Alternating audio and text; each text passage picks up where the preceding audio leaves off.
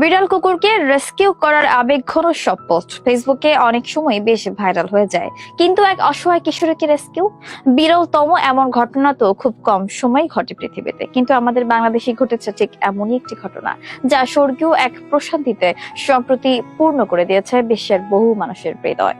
বলছি, গেল অক্টোবর মাসে তুমুল আলোচিত সেই নির্যাতিত নিপীড়িত গৃহকর্মী ছোট্ট মেয়ে কল্পনার নতুন জীবনে ফিরে আসার গল্প।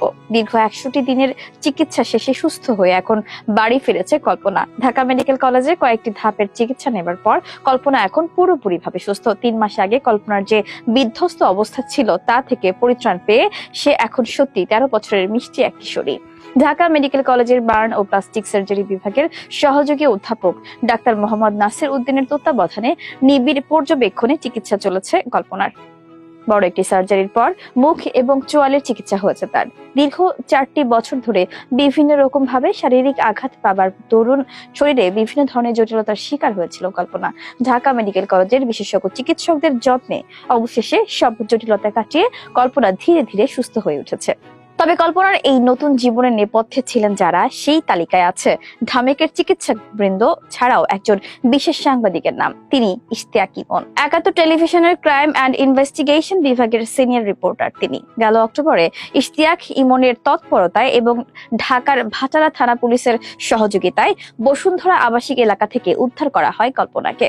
কল্পনা ছিল দিনাত জাহান আদর নামের এক যুবতী মেয়ের গৃহকর্মী। হবিগঞ্জের ছোট্ট মেয়ে সে। দারিদ্র্যের অভিশাপ কাটাতে এই ছোট্ট বয়সে কিছুটা অর্থ উপার্জনের আশায় পরিবার পরিজন ছেড়ে রাজধানীতে ছুটে এসেছিল মেয়েটি।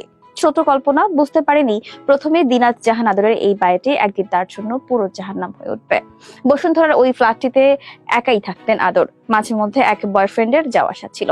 খুব যত্ন করে একটি বিড়ালও পালতেন তিনি।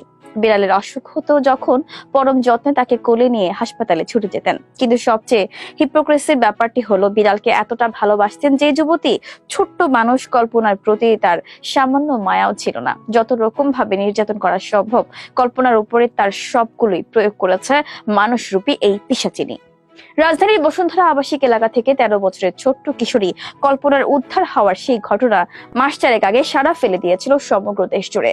মানুষ যে কতটা পাশবিক হতে পারে তার এক ভয়ঙ্কর দৃষ্টান্ত দেখে স্তম্ভিত হয়েছিল দেশবাসী।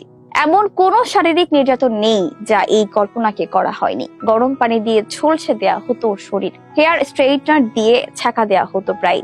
ক্ষুধা পেলেও অন্ন পেত না মেয়েটি। দিনে সর্বোচ্চ একটি বেলাই খাবার পেত এই কিশোরী। দিনাত জাহান আদর খুব নিষ্ঠুর ভাবে তুলে ফেলেছিলেন কল্পনার মায়াবী মুখের সামনের কয়েকটি দাঁত। কল্পনাকে উদ্ধারের জন্য যখন পুলিশ এবং সাংবাদিকদের পুরো টিম সেই বাসাতে প্রবেশ করেন, ওর শরীর জুড়ে তখন অসংখ্য ভয়ঙ্কর আঘাতের চিহ্ন। দগদগে ঘায়ের যন্ত্রণায় মেয়েটির তখন প্রায় একরকম মরণাপন্ন অবস্থা। অনুসন্ধানে জানা যায়, দীর্ঘ 4টি বছর ধরে সেই বাড়িতে বন্দী ছিল কল্পনা। 3টি মাসের সেই সুদীর্ঘ চিকিৎসা শেষে সবাইকে মুগ্ধ করে দিয়ে অবশেষে নতুন রূপে নতুন জীবনে আবার পদার্পণ করেছে কল্পনা। কল্পনার উদ্ধার কার্য ও চিকিৎসার সঙ্গে যুক্ত থাকা সকল মহারথী সাংবাদিক ইশতিয়াক ইমন থেকে শুরু করে ঢামেকের সকল চিকিৎসক বৃন্দ, দূরবীন নিউজের পক্ষ থেকে সবাইকে নিরন্তর শ্রদ্ধা জানাই।